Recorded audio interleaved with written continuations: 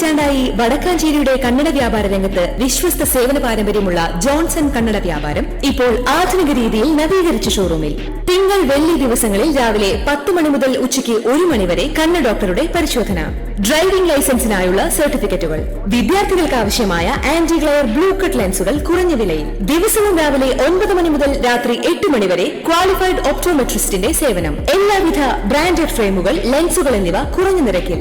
Johnson Kannada വ്യാപാരം, John's tower, divine ആശുപത്രിക്ക് എതിർവശം, Vadakkanchery. Phone 94963474. നമസ്കാരം, എനി ടൈം ന്യൂസിലേക്ക് സ്വാഗതം.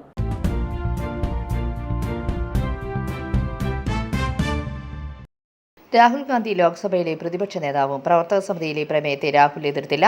പ്രതിപക്ഷ നേതാവിന്റെ പദവി ഏറ്റെടുക്കാൻ രാഹുൽ ഗാന്ധി തയ്യാറായിരിക്കുകയാണ്. ഇന്ന് ചേർന്ന പ്രവർത്തന സമിതി യോഗം അക്കാര്യം ആവശ്യപ്പെട്ടുകൊണ്ട് ദിഗ്വിജയ് സിംഗാണ് രാഹുൽ ഗാന്ധി പ്രതിപക്ഷ നേതാവാകണമെന്ന് ആവശ്യപ്പെട്ടുകൊണ്ട് പ്രമേയം അവതരിപ്പിച്ചത്. അതെല്ലാവരും ഒറ്റക്കെട്ടായി പാസാക്കുകയാണ് ചെയ്തത്.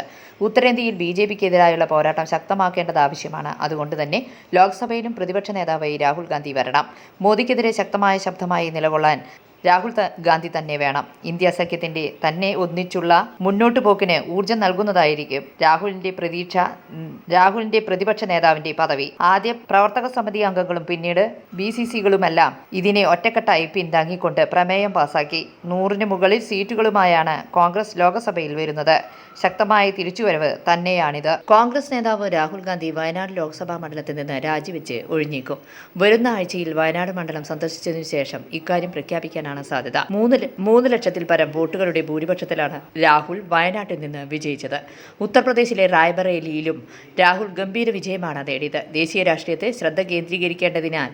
News desk, any time news. കൂടുതൽ വാർത്തകൾക്ക് ഞങ്ങളുടെ ചാനൽ സബ്സ്ക്രൈബ് ചെയ്യുക, ഫേസ്ബുക്ക് ഫോളോ ചെയ്യുക. വാർത്തകൾ വേഗത്തിലറിയാൻ എനി ടൈം ന്യൂസ്.